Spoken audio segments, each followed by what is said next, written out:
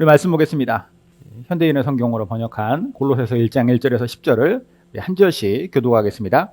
하나님의 뜻에 따라 그리스도 예수님의 사도가 된 나 바울과 형제 디모데는 골로새에 있는 성도들과 그리스도를 믿는 형제들에게 하나님 우리의 아버지의 은혜와 평안이 함께하기를 기도합니다. 우리는 여러분을 위해 기도할 때마다 우리 주 예수 그리스도의 아버지 하나님께 항상 감사를 드립니다.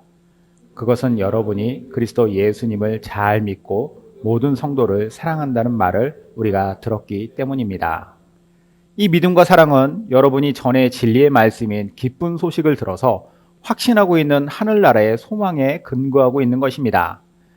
여러분이 기쁜 소식을 듣고 진리 가운데 나타난 하나님의 은혜를 깨달은 날부터 열매를 맺은 것처럼 그 말씀이 온 세계에서도 그렇게 열매를 맺으며 전파되고 있습니다. 여러분은 이 기쁜 소식을 우리와 함께 하나님의 종이 된 사랑하는 에바브라에게 배웠습니다. 그는 여러분을 위해 일하는 그리스도의 신실한 일꾼이며 성령님 안에서 여러분이 사랑으로 생활한다는 소식을 우리에게 전해준 사람입니다. 그 소식을 들은 후부터 우리는 쉬지 않고 여러분을 위해 기도하고 있습니다. 우리는 하나님이 모든 영적인 지혜와 총명으로 여러분에게 그의 뜻을 아는 지식으로 채워주시기를 기도합니다. 그래서 여러분이 주님을 믿는 성도다운 생활을 하여 모든 일에 주님을 기쁘시게 하고 모든 선한 일에 열매를 맺으며 하나님을 아는 지식이 점점 자라길 바라는 것입니다. 아멘. 여러분들 우리 함께하는 교회 비전이 뭔지 아세요? 비전. 우리 함께하는 교회 비전은 뭔가? 홈페이지 보면 잘 나와 있는데 우리의 비전, 즉 하나님께서 우리로 하여금 너희 교회는 이러한 방향성을 추구하면서 가라라고 보여주신 게 있는데 그게 뭐냐? 하나님과 동행하며 행동하는 교회예요. 우리 교회는 하나님과 동행하고 그리고 행동을 하는 교회가 된다. 이게 우리가 목표로 삼고 나아가는 비전입니다.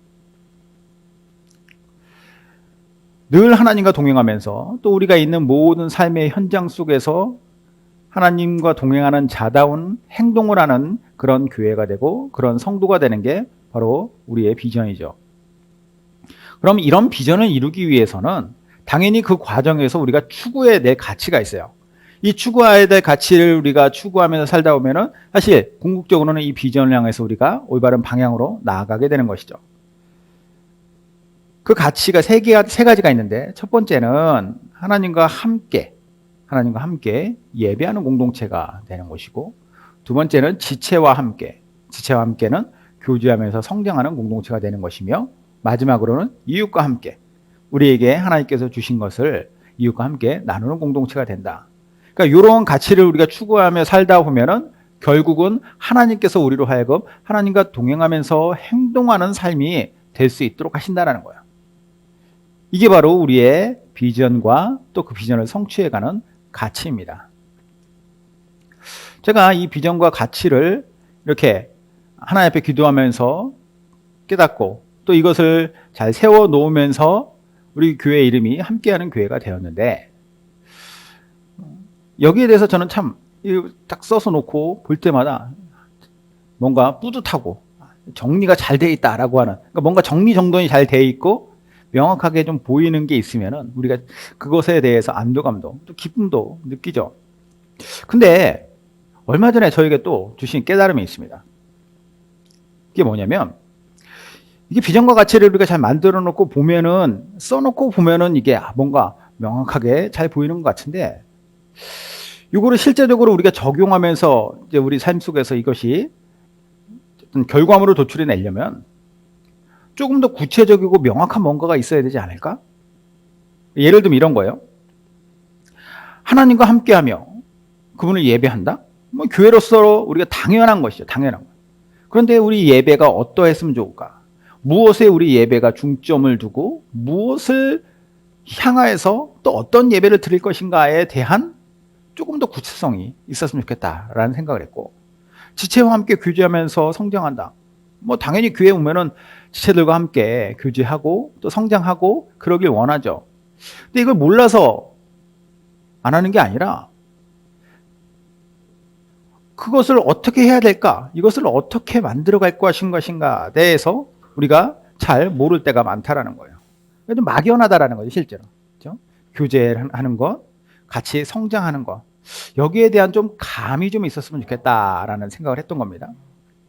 또 이웃과 함께 뭔가를 나눈다라고 했을 때에도 이웃과 함께 나눈다. 우리는 어떤 뭐 봉사단체에서 일을 해야 되나? 아니면은 뭐 우리가 후원을 열심히 하면 되나? 근데 그것만 하기에도 그게 맞는 것 같으면서도 또 뭔가 부족하다라고 하는, 그러니까 여기에 조금 더 뭔가 명확성이 있었으면 좋겠다라는 생각을 항상 제 안에 하고 있었어요. 풀리지 않는 숙제처럼 이걸 좀 잘 명확하게 좀 풀었으면 좋겠는데 라는 생각을 하다가 근래 제가 몇몇 사람들을 만나서 대화를 하고 또 제 아내와 함께 이제 새벽기도 왔다가 집에 돌아가는 차 안에서도 많이 얘기를 나누고 밥 먹고 나서도 식탁에서도 이제 얘기를 하는데 그러다가 하나님께서 주신 깨달음이 있었습니다. 그게 뭐냐면 이 막연함에 대한 좀 풀리지 않는 부분을 우리 삼식이가 있으면 좀 채워지겠다라는 생각이었어요. 삼식이란 사람의 이름이 아니라 식자로 끝나는 세 가지의 개념이에요. 그래서 오늘 이 시간부터 우리는 3주간 우리의 비전과 가치를 더 뚜렷하게 할 수 있는 세 가지에 대한 말씀을 보려고 하는 겁니다. 오늘 첫 번째, 하나님을 아는 지식이에요. 하나님을 아는 지식이다. 자, 궁금해하실까 봐 나머지 두 개도 말씀드릴 텐데, 두 번째는 공동체 안에서 누리는 안식이고, 마지막 세 번째는 세상을 살아가는 상식이에요. 그래서 우리가 이 세 가지를 가지고 하나님을 아는 지식을 가지고 우리가 하나님과 함께하는 예배 공동체가 되고, 그리고 공동체 안에서 누리는 안식 안에서 우리는 서로가 같이 교제하고 또 이 안에서 성숙해 나가며, 마지막으로는 이웃과 함께 한다라고 하는 개념이 그냥 이웃에게 뭔가를 준다라고 하는 개념이 아니라 상식적인 그리스도인으로서 이 땅을 어떻게 살아갈 것인가. 이것이 우리가 세상 속에서 이웃과 함께하는 그러한 삶의 방식이 될 것이다 라는 생각을 했던 것이죠. 자, 오늘 첫 번째, 하나님을 아는 지식이에요. 우리가 하나님과 함께하는 예배 공동체를 우리가 추구한다고 했죠. 가치를. 그 예배가 너무 소중하고 중요하다라는 거예요. 예배가. 교회에서 하나님을 예배하는 중요성은 아무리 강조해도 이게 부족합니다. 강조를 계속해도 과하지가 않아요. 너무 중요한 것이기 때문에. 하나님을 온전하게 예배하지 않는 교회는 사실 진짜 교회가 아니죠. 교회가 아닐 뿐더러 오히려 하나님을 온전히 예배하지 않는 집단이 되어서 그것이 교회의 역사를, 하나님의 역사를 저해하고 교회로서의 정체성을 뒤흔드는 암적인 존재가 될 수 있어요. 사람들은 그러한 존재, 그러한 어떤 교회 같지 않은 교회를 보면서 이게 교회라고 오해를 할 수 있죠. 그 안에서 하나님을 향한 온전한 예배, 하나님과 함께하지 않는 그러한 문제가 있는 교회로 말미암아서 그런 것이에요. 하나님의 영광을 가리고 하나님 나라를 갉아먹는 존재가 되는 거. 그런 대표적인 집단 중에 하나가 이제 이단이나 사입이겠죠. 아주 극단적으로 대표적인 집단. 겉으로는 그럴듯하게 교회처럼 해요. 교회인 척 하는데 실상은 그 안은 교회가 아니죠. 그런 집단이 참 많아요. 우리나라에도 참 많죠. 자칭 메시아라고 하는 사람들이 얼마나 많아요. 그런 사이비 이단은 하나님이 아닌 교주를 예배합니다. 그렇죠? 이단도 그렇고. 교주와 함께하는 거예요. 하나님과 함께하라고 했는데 교주와 함께하는 거. 근데 신기하게도 거기 있는 사람들 그게 맞다고 속아요. 왜 속을까? 왜 하나님이라고 하는 존재를 왜 저 인간에게서 발견하는가? 심지어는 우리와 같은 성경을 모으기도 합니다. 그렇죠? 같은 성경을 보는데 어떻게 해서 저 사람을 하나님이라고 생각하지? 자, 이 희한한 일이 어떻게 해서 가능할 수 있었느냐? 궁극적으로는 하나님을 아는 지식이 온전치 못해서 그래요. 그러니까 하나님을 제대로 알아야 되는데 하나님을 왜곡된 방식으로 그 지식을 주입받았고 또 잘못된 성경 해석이라던가 이상하게 조합해서 만든 교리들에 물이 들은 것이죠. 그러다 보니까 하나님을 하나님에서 발견하는 것이 아니라 그 어떤 사람에서 발견을 해요. 그러면 이런 어떤 사입이나 이단만 아니면 다 괜찮으냐? 또 그것도 아닌 것 같아요. 이단과 사입이가 아닌 어떤 건전한 교회의 간판은 달고 있지만 하나님에 대해서 너무 자의적으로 해석을 한다던가, 그러니까 하나님의 마음을 자기 마음대로 해석을 해요. 하나님이 이렇다. 하나님은 너희들한테 이렇게 말씀한다. 아둔인식격으로 성경을 해석을 해요. 자기 주장을 정당하기 위한 수단으로 성경에서 이렇게 얘기하지 않냐라고 한두 구절을 가지고 와가지고 그걸로 정당화를 시키죠. 그런 교회들이 참 많습니다. 결국에는 하나님의 말씀 중심으로 우리가 딸려가는 것이 아니라 나의 생각과 또 인간이 보편적으로 가지고 있는 어떤 추구하는 바, 욕망과 그런 것들에 하나님의 말씀을 거기다가 근거로 삼아가지고 물질을 위하여서 하나님의 말씀을 가지고 와서, 아니면 자기가 가지고 있는 어떤 권력을, 자기가 추구하는 권력을 하나님의 말씀을 근거로 해가지고 그렇다 이것을 정당화하는 거예요. 그런 경우에도 결국은 어떻게 되느냐, 배가 이렇게 산으로 가요. 그러니까 올바른 바다로 가야 되는데 이게 아니라 산으로 가서 난파합니다. 분열되고 거기에서 문제가 일어나죠. 하나님을 아는 지식이 없거나 모자라면 이런 일들이 발생해요. 저는 우리 교회도 이것을 항상 조심하고, 그렇기 때문에 우리가 하나님을 아는 지식 안에서 온전하게 서 있어야 된다. 우리의 예배가 항상 하나님을 아는 지식 안에, 그 안에 붙들려 있어야 된다는 거예요. 여기에 핵심을 두고 있어야 된다는 것이죠. 하나님을 알고 하나님의 마음을 제대로 깨닫지 못한다면 그것이 없는 예배는 예배가 아니라 종교 행사가 되는 거예요. 이런 예배를 하나님께서 기쁘게 받으실 리 없죠. 그리고 그런 예배에 익숙해지고 그런 것을 예배라고 생각하며 그러면 이제 사실 자연스럽게 매너리즘에 빠지게 되고, 그 매너리즘 안에서 사람은 변화될 수 없는 것이고 결국 하나님과 동행하며 행동하는 교회는 될 수 없는 거예요. 자, 그런 개념을 잘 이해하면서 오늘 하나님에 대한, 하나님을 아는 지식의 중요성을 강조하는 바울의 편지를 보겠습니다. 자, 오늘 본문은 1절에 보면 이렇게 시작하죠. 바울과 그의 동역자인 디모데가 편지를 써요. 어디에다 편지를 쓰느냐? 골로새라고 하는 지역에 있는 성도들에게 편지를 씁니다. 골로새 교회에다 편지를 썼다라는 거예요. 이 골로새가 어디에 붙어 있냐면 소아시아 지역에 있습니다. 소아시아가 어디냐? 지금의 터키, 튀르키예가 있는 그쪽 지역의 소아시아예요. 이 소아시아 지역에는 여러 디아스포라 유대인들이 살고 있었습니다. 디아스포라 유대인은 우리로 치면 이제 교포죠, 교포. 원래 유대인들인데 유대인들이 여러 가지 이제 어려움을 당하고 막 나라가 망하고 그러면서 여러 지역으로 흩어졌잖아요.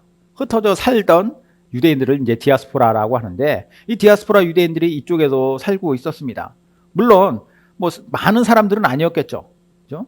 거기에 원래 살고 있었던 원주민들, 그 사람들에 비해서는 훨씬 적은 숫자였을 거예요. 그래서 이 골로새 교회의 성도들의 비율도 사실 원래 그 지역에 살던 사람들이 절대 다수였을 것이고, 그 중에 소수의 디아스포라 유대인들 중에서도 예수님을 믿겠다라고 하는 사람들이 거기에 소속되었을 거예요. 그렇게 이제 골로새 교회 성도들의 어떤 그 성도들이 형성이 되었는데, 근데 이 성도들 안에 문제가 생겼기 때문에, 그리고 그 문제를 바울이 인식하고 또 그들에 대해서 칭찬할 건 칭찬하고 혹은 문제에 대해서 지적할 건 지적하고, 이렇게 편지를 쓰는 거예요. 이 편지를 쓴 당시에 바울이 감옥에 갇혀 있었거든요. 그래서 옥중서신이다라고 분류를 하는데, 이 감옥에 갇혀 있던 바울이 이 골로새에 대한 소식을 어떻게 들었느냐? 골로새 교회의 지도자가 바울한테 찾아와서 이걸 얘기를 해준 거예요. 그 에바브라라고 하는 사람이 그에게, 바울에게 와서 골로새에 대한 사정을 이야기해 줬는데, 바울에게 이제 전달을 할 때 골로새 교회가 지금 잘하고 있는 것에 대해서도 얘기를 했고, 그리고 잘못하고 있는 것에 대해서도 얘기를 했겠죠. 뿐만 아니라 그들을 신앙을 위협하는 요소에 대해서도 분명히 에바브라는 이야기를 했습니다. 그래서 이것을 바울이 듣고 여기에 대해서 이 문제에 대해서 그들이 어떻게 이것을 해결할 수 있을 것인가, 어떻게 해결해 갈 것인가, 여기를 이야기하는 거예요. 당시 골로새 교회가 당면에 있었던 문제가 있는데, 가장 큰 문제는 뭐냐? 이단의 사상이 교회에 들어와서 성도들의 신앙생활을 방해했다라는 거예요. 자, 2장 8절 보면은, 골로새서 2장 8절에 누가 철학과 헛된 속임수로 너희를 사로잡을까 주의하라. 이것은 사람의 전통과 세상의 초등학문을 따름이요 그리스도를 따름이 아니니라. 자, 무슨 말이냐면 예수님을 믿으면 유대인이나 이방인이나 모든 사람들, 어떤 인종이라던가 어떤 뭐 계급이라던가 성별이라던가 나이든가 모든 것을 초월해서 예수님 믿으면 구원받는다라고 하는 것이 복음의 본질입니다. 그렇죠? 차별이 없어요. 그런데 아까 말씀드렸다시피 유대인들 중에서도 이 골로새 교회의 성도로서 들어온 사람들이 있다라는 거예요. 근데 이 사람들이 건강하게 신앙생활을 하면 모르겠는데 사람이 그렇잖아요. 내가 평생 동안 가지고 있었던 살아왔던 방식을 쉽게 버리기가 쉽지 않습니다. 물론 이거는 유대인들 뿐만이 아니라 이방인들도 마찬가지였을 거예요. 그들이 가지고 있었던 이미 평생 살아왔었던 그들의 삶의 방식이나 문화를 쉽게 바꾸기는 힘들었을 거예요. 우리도 마찬가지잖아요. 예수님을 믿어도 당장 내 삶에 완전히 뭐 어떤 극적인 변화가 일어나는 사람은 그렇게 많지 않습니다. 조금씩 조금씩 변해가는 거예요. 그렇죠? 그래서 골로새 교회 성도들에게 이 유대인 출신으로서 이제 예수님을 믿겠다라고 교회 안에 들어온 사람들이 그 사람들한테 그래도 우리는 조금 더 예전부터 어려서부터 구약 성경을 알아왔었고 배워왔었던 사람들이니까, 왜냐하면 예수님은 구약 성경에서 예언하셨던 그 메시아이시니까 그러면 이 구약 성경의 중요성도 그들은 당연히 알았겠죠. 그러므로 이 사람들이 구약 성경에 대하여서 이미 어려서부터 그것을 삶으로서 살았던 사람들로서 뭘 얘기하느냐, 이들에게 지금 우리 안에 있는 이 문제, 이 상황에 대해서, 그 삶에 대해서 어떤 삶을 살아야 된다라고 계속해서 강조를 한 거예요. 그 중에 가장 대표적인 게 뭐냐? 할례라는 겁니다. 할례. 그러니까 유대인들은 할례를 받아야만 구원받을 수 있다라고 하는 개념으로 항상 살았어요. 이 마음을 가지고 항상 살았습니다. 반대로 할례를 받지 못하면 구원에 이르기 어렵다. 아니, 어렵다는 게 아니라 불가능하다라고 그들은 항상 배워왔어요. 그렇기 때문에 이 사람들에게 이 유대인 출신의 예수님을 믿게 된 사람들이 계속 이거를 강요를 한 거예요. 할례 받아야 돼. 자기 할례 받아야지 구원받을 수 있지. 지금 예수님만 믿어가지고는 구원받을 수 없어. 왜냐하면 구약성경에서 계속 그걸 얘기했으니까. 구약성경에서 얘기한 메시아가 이분이잖아. 그러면 당연히 구약성경에서 이야기한 것들을 잘 지켜야 되는데 그 중에 할례가 제일이야. 이 얘기를 계속 한 거예요. 이걸 강요한 거죠. 자, 유대인들은 그랬다 치고 이 이방인 출신으로서 예수님 믿은 사람들은 그 사람들도 어려서부터 계속 가지고 있었던 사상이 있을 거 아니에요. 그게 뭐냐? 이 지역에서 가장 대표적인 그런 사상 중에 하나가 철학입니다. 철학적 사상. 그래서 이게 다 헬라 문화권이잖아요. 그리스 헬라 문화권이기 때문에 이 안에서 철학적 사상이라던가 그런 것들에 붙잡혀 있던 사람들, 그리고 또 하나의 문제, 골로새 교회 또 하나 문제가 있었는데 그게 뭐냐? 천사 숭배 사상. 그러니까 이런 짬뽕된 사상들이, 그리고 거기에 유대인들이 가지고 들어온 그 구약적인 율법주의까지 짬뽕이 되니까 이 사람들이 신앙생활하기가 너무 어려운 거예요. 어렵다라는 의미는 뭐냐면 이게 혼란이 일어나는 거죠. 에바브라는 분명히 그렇게 가르치지 않았는데 다른 사람들이 계속 옆에서 부추기는 거예요. 바울이 이야기합니다. 지금 너희한테 그런 문제가 있으니 그것으로 말미암아서 너희가 하나님과 함께하는 그런 예배 생활과 그리고 그 삶을 실제적인 실생활에 옮기는 그 삶에 어려움을 겪고 있으니 어떻게 해야 된다라고 얘기하겠어요? 이 문제를 해결해야 된다는 거죠. 그러면 그 문제를 어떻게 해결할 것인가에 대해서 오늘 본문이 이야기하는 거예요. 하나님을 아는 지식이 있어야 된다. 하나님을 제대로 알아야 된다. 이 얘기를 하는 겁니다. 사실 골로새 교회 성도들이 처음부터 하나님을 아는 지식이 없었던 게 아니에요. 아까도 말씀드렸지만 에바브라를 통해서 그들이 잘 배웠어요. 한번 볼까요? 3절 4절 보면은 우리는 여러분을 위해 기도할 때마다 우리 주 예수 그리스도의 아버지 하나님께 항상 감사를 드립니다. 우리 감사한다라는 거예요. 왜 감사하느냐? 그것은 여러분이 그리스도 예수를 잘 믿고 모든 성도를 사랑한다는 말을 우리가 들었기 때문입니다. 이게 바울이 그냥 인사치레로 한 얘기가 아니에요. 바울은 여러분들이 계속 우리가 바울도 많이 봐왔지만 바울 성격상 인사치레를 막 이렇게 막 입에 발린 말을 할 성격이 아니죠. 바울이 이렇게 얘기한다는 건 실제로 그들에게 이런 일이 있었다라는 거예요. 그러면 그들이 보여준 모습은 무엇이냐? 뭘 가지고 하나님께 그가 감사의 기도를 하느냐? 예수님을 믿는 믿음과 성도를 향한 사랑이 있기 때문이다. 이건 제가 지난 주일날 얘기했었죠. 교회는 십자가의 수직축과 수평축이 균형을 이루고 있어야 된다. 수직축이 뭐예요? 하나님과 우리와의 나와의 개인적인 관계고, 수평축은 성도와 성도들의 관계. 예수님을 향한 믿음과 성도를 향한 사랑이 너희들에게 있다. 즉 너희들은 균형 잡힌 신앙 안에 잘 있었다라는 거예요. 여기까지 아주 잘했는데 이게 이제 복음으로 변화돼서 건전한 교회로서의 모습을 보여주고 있는 것인데, 그들에게 문제가 있었으니 아까 말씀드렸던 유대주의적인 그런 율법주의, 그리고 천사 숭배 사상, 그리고 헬라 철학에서 특별히 금욕주의에서부터 나오는 그런 어떤 철학적인 바탕으로 인한 삶의 방식들을 계속 그들 안에 어려움을 계속 그런 것들이 들어와서 주었다라는 거예요. 이런 혼란 속에서 어떻게 하면 하나님과 함께하는 삶을 잘 살 수 있을 것인가? 아까도 말씀드렸다시피 이것을 잘 씻어내고, 그리고 어떠한 것으로 무장해야지 이것이 이 오염물이 다시 너희들에게 묻지 않을 것인가? 이걸 얘기하는 거예요. 그걸 뭐다? 하나님을 아는 지식이다. 자, 9절과 10절 보겠습니다. 같이 한번 읽어볼까요? 시작. 그 소식을 들은 후부터 우리는 쉬지 않고 여러분을 위해 기도하고 있습니다. 우리는 하나님이 모든 영적인 지혜와 총명으로 여러분에게 그의 뜻을 아는 지식으로 채워주시기를 기도합니다. 그래서 여러분이 주님을 믿는 성도다운 생활을 하여 모든 일에 주님을 기쁘시게 하고 모든 선한 일에 열매를 맺으며 하나님을 아는 지식이 점점 자라가기를 바라는 것입니다. 자, 이 2절에서 특별히 눈에 띄는 단어가 있었어요. 뭐냐면 9절에 하나님의 뜻을 아는 지식, 10절에 하나님을 아는 지식이라고 나와요. 자, 하나님의 뜻을 안다, 하나님을 안다. 하나님의 뜻을 안다라는 건 뭐예요? 하나님의 생각을 안다는 거예요. 하나님은 어떤 생각을 갖고 있는가? 하나님은 어떤 계획을 갖고 계셨고, 또 하나님께서는 앞으로 우리를 어떻게 생각하고 계시는가? 세상을 향한 하나님의 생각을 아주 잘 보여주는 복음의 핵심이 요한복음 3장에 나옵니다. 3장 16절 그리고 17절 한번 볼게요. 하나님이 세상을 이처럼 사랑하사 독생자를 주셨으니 이는 그를 믿는 자마다 멸망하지 않고 영생을 얻게 하려 하심이라. 하나님이 그의 아들을 세상에 보내신 것은 세상을 심판하려 하심이 아니요 그로 말미암아 세상이 구원을 받게 하려 하심이라. 이게 하나님의 생각이에요. 하나님의 생각은 아주 분명해요. 세상을 사랑하신다. 그리고 그 생각 때문에 하나님은 독생자를 보내주셨다. 사랑하는 세상의 사람들을 구원하시기 위해서. 그리고 세상의 사람들은 이 독생자이신 예수님을 믿기만 하면 누구나 구원받을 수 있다. 여기 보면은 예수님이 세상에 오신 것은 심판하려 오신 것이 아니라 구원하시러 오셨다고 했잖아요. 그러니까 예수님이 안 계실 때에는 세상은 이미 심판이에요.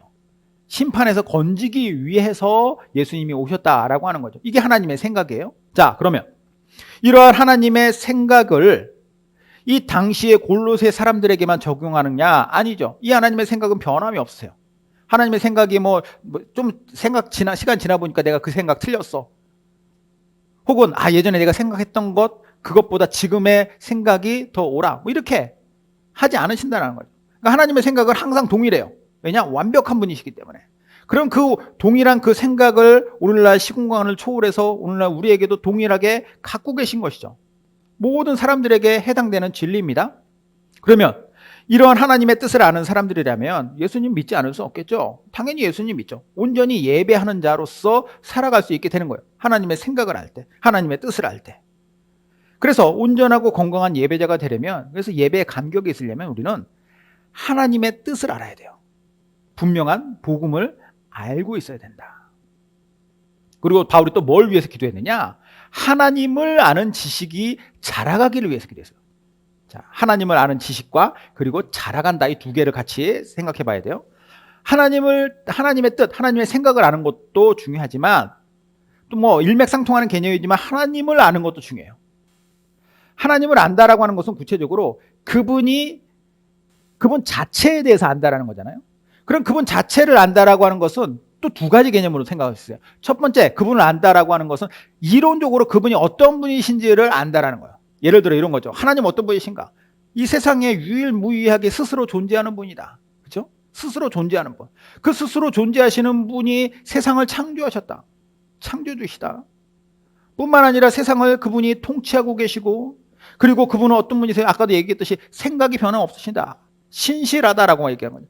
하나님은 항상 변함없으신 분이다. 생각도 그렇고 그분 자체도 그렇고. 뿐만 아니라 하나님은 전지전능하신 분이다. 모든 것을 다 알고 모든 것을 다 할 수 있는 분이다. 하나님은 무소부지하신 분이다. 그러니까 없는 장소가 없다. 편재라고도 얘기하는데 어디에나 다 우주에 충만하신 분이다. 이게 이제 하나님에 대한 하나님의 그런 속성을 우리는 이론적으로 알 수 있는 거예요. 그러니까 하나님을 아는 것은 하나님에 대한 이론적인 지식도 필요한 것이고, 그리고 이 이론적인 것에서만 그치는 게 아니에요. 또 하나 다른 개념으로서 얘기한다면 하나님을 아는 지식은 하나님에 대한 경험적인 지식이에요. 그러니까 하나님과 함께 했을 때 그분에 대한 그분의 어떤 생각, 그분의 어떤 분이신지를 내가 실제로 내 삶 속에서 그분과 만나는 이 만남을 통해서 경험하는 것이죠. 하나님과 함께 느끼고 하나님께서 주신 마음을 느끼고 또 하나님께서 주시는 그 감격을 우리는 깨닫는 거예요. 이런 경험적인 알미 있을 때, 이런 경험적인 지식이 있을 때 사실 우리는 그분을 올바로 예배하고 그분과 동행할 수 있는 것이죠. 이론만 가지고는 되지 않아요. 이 이론이 실제적으로 내 삶에 정말로 딱 깨달아지는 그 만남이 있어야 되는 거예요. 바울이 얘기해요. 자라나라. 이 하나님을 아는 지식에서 자라나라고 했잖아요. 그죠? 그 자라난다라고 하는 것은 무엇이냐면 이것은 진행형이라는 거예요. 그러니까 한 번 내가 하나님 예전에 만났던 경험이 있어. 하나님을 경험했던 그런 일이 있었어. 자, 그것 가지고 되는 게 아니라는 거예요. 하나님을 아는 지식은 계속해서 이어져야 됩니다. 그것이 바로 자라나는 거예요. 이런 분들이 있어요. 예전에 내가 하나님을 알았던, 깨달았던, 하나님의 마음을 깨닫고 뭐 하나님의 생각을 깨달았을 뿐만 아니라 하나님 어떤 분이신지를 깨달았던 그런 경험이 있었어. 근데 그 경험이 지금은 느껴지지도 않고 언제였는지 가물가물해. 근데 그건 확실하게 그 기억은 있는데 내가 그것이 지금까지 이어지진 않아. 이거는 그분의 예전의 그 기억, 그 경험을 틀렸다고 생각하지 않아요. 하지만 그 경험을 계속해서 이어나가지 못했기 때문에 그 사람은 아직까지 어린아이 신자에 있는 거예요. 자라나지 못한 거예요. 진행형으로 계속 있어야 되니까. 우리가 정말로 건강한 예배자가 되려면 하나님을 아는 지식이 진행돼야 돼요. 하나님은 어떤 분이신지를 우리가 스스로 아는 것이 아니라 그분께서 알려주시고 또 그분과 함께함으로 말미암아서 이것을 깨달아가는 거. 이게 바로 건강한 하나님을 아는 지식이고, 그러한 하나님을 아는 지식이 있을 때 비로소 우리의 예배는 매너리즘에 빠진 그런 어떤 그냥 종교 행사가 아니라 진정한 예배가 될 수 있는 거예요. 아까 말씀드렸죠. 하나님과 함께하는 예배, 그것은 무엇을 기준으로 삼고 무엇이 있어야 되느냐? 하나님을 아는 지식이 있어야 돼요. 가치 있는 예배는 여기에서부터 시작이 되는 겁니다. 하나님의 뜻을 알고 하나님을 아는 것. 이게 바로 건강한 하나님의 자녀다운 삶의 가장 기초가 되는 거죠. 우리는 그것을 추구해야 됩니다. 그리고 이 추구한다라고 하는 것도 사실 어떻게 보면 막연할 수도 있는데, 막연하게 생각하지 마시고 막연할수록 아주 기초로 돌아가서 기본적인 것부터 하면 돼요. 하나님을 알고 싶습니다. 하나님의 뜻을 깨닫고 싶고, 하나님께서 어떤 분이신지를 제가 정말로 경험하고 싶습니다. 그렇게 기도할 때 하나님은 뭐라고 하실까요? 왜 쓸데없이 날 자꾸 알려고 그러느냐? 난 신비주의자다. 그냥 신비주의에 있을 거다. 나를 알려고 하지 말고 다가오지 마라 라고 하실 분이 아니죠. 하나님은 스스로를 알려주고자 하시는 분. 물론 당연히 세상의 모든 것보다 더 크신 분이기 때문에 우리의 입장에서는 정말 신비로운 분이지만 그 신비를 조금씩 알려주시는 하나님이신 거예요. 이렇게 하나님과 함께 할 때 우리는 하나님 안에서 그분과 동행하면서 행동하는 삶을, 그런 그리스도인, 그런 교회가 될 수 있는 것이죠. 마지막으로 하나님을 아는 지식이 정말 큰 사람은 어떠한 마음을 하나님께 표현할까? 제가 17세기에 라틴의 어떤 사람이 쓴 무명의 사람이 쓴 기도문을 보면서 이게 바로 하나님을 아는 지식이 있는 사람이 고백할 수 있는 거구나, 이런 걸 깨달았어요. 한번 볼까요? 나의 하나님, 당신을 사랑합니다. 천국을 바라서가 아닙니다. 영생을 잃어버릴까 하는 두려움 때문도 아닙니다. 어떤 것을 바라서도 아니고 보상을 기대해서도 아닙니다. 오 영원히 사랑하시는 주여, 주께서 저를 사랑하시기 때문입니다. 저는 지금 주님을 사랑하고 있고 앞으로도 계속 사랑하고 찬양하며 노래할 것입니다. 당신이 저의 하나님이시고 저의 영원한 왕이시기 때문입니다. 이게 바로 하나님을 아는 지식이 그 안에 있는, 하나님의 뜻을 아는, 그리고 하나님 안에서 자라나는 사람의 그런 마음이라 생각해요. 우리 모두 이러한 마음을 가지고 오늘 우리 교회, 우리 함께하는 교회의 첫 번째 가치인 하나님과 함께하기 위해서는 하나님을 아는 지식, 하나님의 뜻을 아는 지식, 하나님 그분을 아는 지식, 이것에서 우리가 자라나고 항상 하나님과 함께할 때 이게 바로 우리의 삶을 근간을 붙들어주는 가장 큰 기본이 된다는 사실을 잊지 마시길 바랍니다. 기도하겠습니다.